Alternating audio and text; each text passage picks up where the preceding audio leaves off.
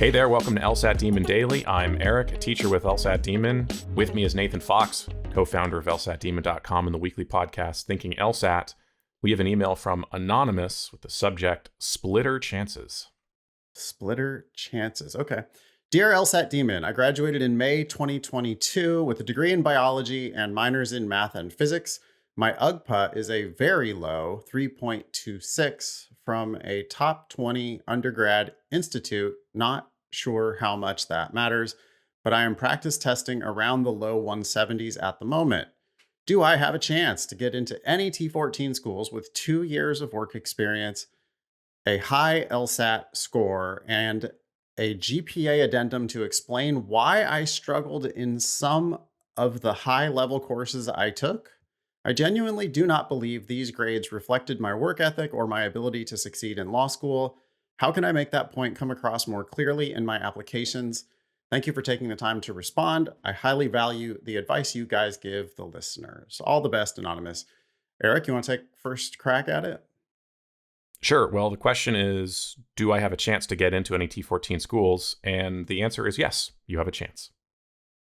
Beyond that, how big of a chance? Well, 3.26 is pretty low. And yes, biology degree, minors in math and physics. If admissions committees look at your transcript and look more into your application, they'll see that and they know that STEM, you're naturally going to have a lower GPA. So there's some allowance for that. Ultimately, I think still, if you look at the numbers for the people getting into the top 14 and the best law schools, 3.26 is quite low. Yep. So you're fighting an uphill battle. Does that mean you can't get in? No, of course not. But I also get a kick out of the continuation of the question. Do I have a chance to get into any T14 schools with 2 years of work experience? As if that's then the first consideration. It's not. Yeah. Yeah.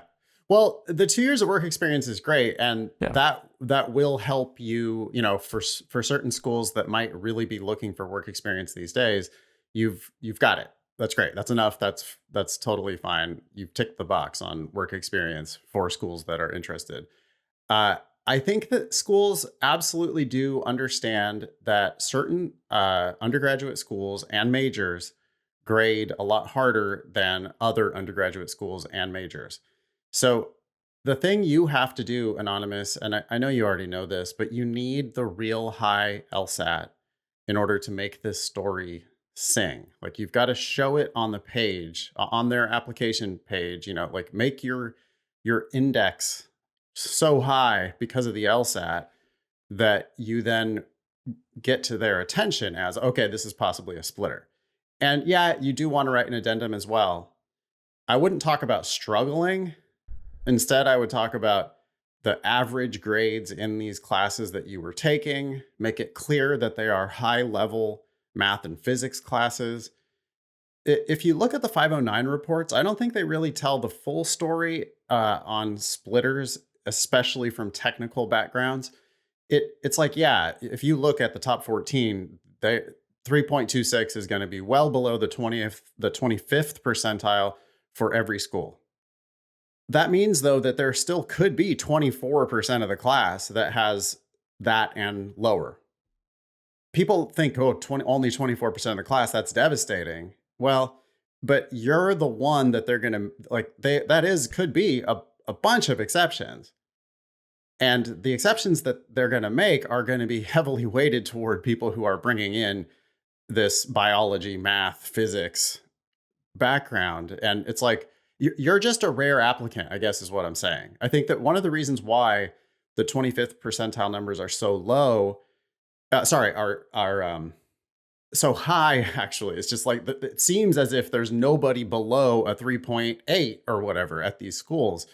But the reason why is because there just aren't very many people who apply who look like this. Mm-hmm. Most people with any kind of STEM background at all end up using their STEM background for some other purpose besides practicing law. Mm-hmm. So yeah, I think you're exactly the type of person that Harvard, Stanford, Yale make those exceptions for, but they don't make the exception on both LSAT and GPA. And I think that they're far less likely to make this exception if you didn't have that STEM background.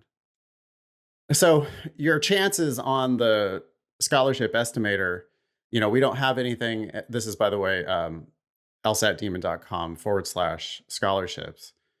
If you look at that scholarship estimator, I think it might undersell the chance. Like, I almost think we should think about getting a STEM box or something, Yeah. and just make sure that your LSAT is there so that it's clear to them that you have the horsepower. If you're applying with a 173 to the top 14, it's like, well, there are a lot of schools where, now you're at or below their median, and then you're way below their median GPA. And what are you bringing on paper? If you have this STEM background, I think you should be able to crush the LSAT.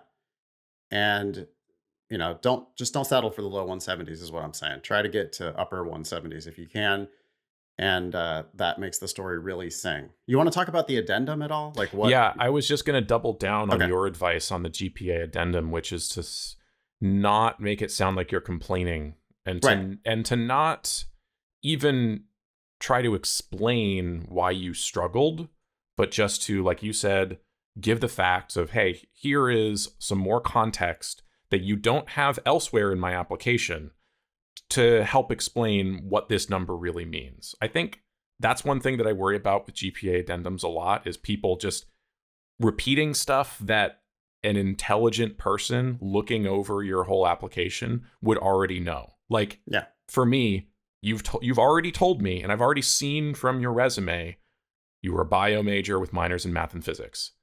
That alone is already a lot of an explanation for me for why you have a 3.26. I get it.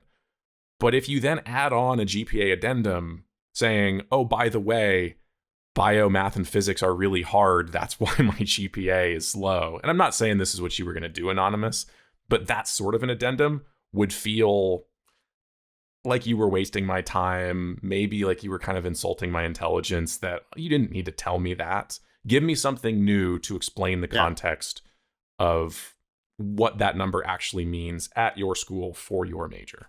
Can you recalculate your GPA without a couple of those nasty classes, maybe? I don't know. We talk about that sort of thing. I think it's useful to maybe illustrate broad, like upward trends, saying stuff like, hey, by the way, my last 2 years GPA Take my freshman year out of it, and this is the GPA. But I think when you start to get really nitpicky about, well, if you get rid of these 2 classes, or if then I worry that that's maybe splitting hairs to an extent that you're like, all right, but like anybody can do that. Sure, if you get rid of anybody's worst 2 classes. Yeah, but that's not really what's happening. It's more like, my GPA does not reflect my true promise as a student, because it is rare to get A's in high level math and physics classes. Yeah. If you remove advanced discrete mathematics and I wonder, naming those classes, just saying what they actually are, where it's like aeronautical engineering 4000 or whatever, and removing these classes from my transcript, my GPA is now a 3.9. I don't know. Yeah. I like the new number for anchoring. I understand I think it would depend on what mood I was in as a Sure. Like whatever day I happened to read that, I might buy that on some days, and I might not buy that on other days. Well, the document has to say something, though, right? I mean, we do want people to answer this question, and we do want them to say something. So how do they say something without repeating? I agree. I have a biology major. I have minors in math and physics. Maybe just simply, these pursuits led me to take several high-level STEM classes, which dragged my GPA down significantly.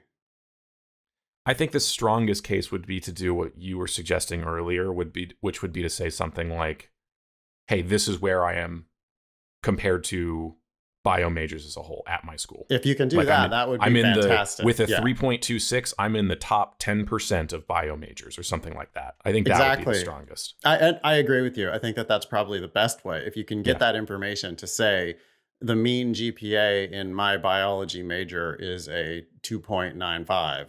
Yeah. That's a very powerful fact in your favor. Yeah. But you're right. If you don't have something like that, maybe something quick to just point to, hey, in case you didn't see it, here is advanced like fluid dynamics, and by the way, like half the class failed but I passed. Organic chemistry, again, I was gonna say something like organic chemistry squared or something, where it's just like, right, because you're a bio major. It's like not just you didn't just take OChem, you took like all of the OChem, presumably. Anyway, hopefully, I hope that was some food for thought. Anyway, thanks, Anonymous. Email daily@lsatdemon.com if you'd like to ask us a question or share some LSAT or law school admissions news. Thanks for listening.